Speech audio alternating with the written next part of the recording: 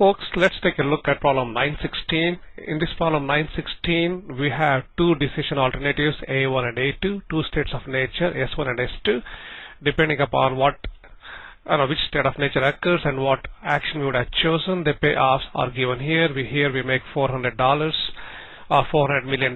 It could be any unit, and here we lose 100. And then if we go with action A2, if the state of nature were to be S2, we make 100. Otherwise, if with state 1, we make nothing. So the information that we have here is, with prior experiences, about 40% of the times the state of nature was S1, and about 60% of the times the state of nature is S2.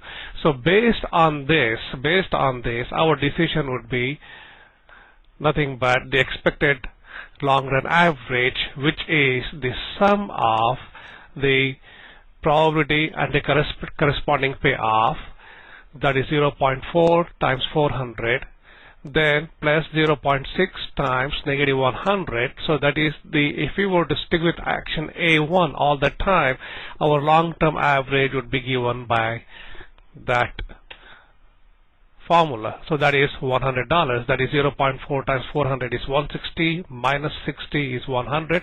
And likewise, if you were to go with action A2, our expected payoff or expected monetary value is the sum product of the probabilities and their corresponding payoff, which is 60. Now, based on our historical experience, we will just go with action A1 all the time, and sometimes we make $400, sometimes we lose $100. The long run average would be $100. That's what we would go with. Okay. And also the problem states that you have the option of paying $100 to have the research done to better predict which state of nature will occur. Okay, so we will get to that part of the question next. What we just answered is part A of the question. Without the benefit of research, what would be your decision? That is, based on the base rule, our decision would be go with A1. So part B of the problem is, what is the expected value of perfect information? Okay, that means here you would be given beforehand, this is exactly the state of nature occurs. Then based on that information, you change your choices here based on which one is going to. For example, if it is S1, then you'll go with A1. If it is S2, then you go with A2. So accordingly, you basically change your actions. So what is the expected value of providing such information, which is the expected value with perfect information minus expected value without perfect information, which in that case is that one. Okay.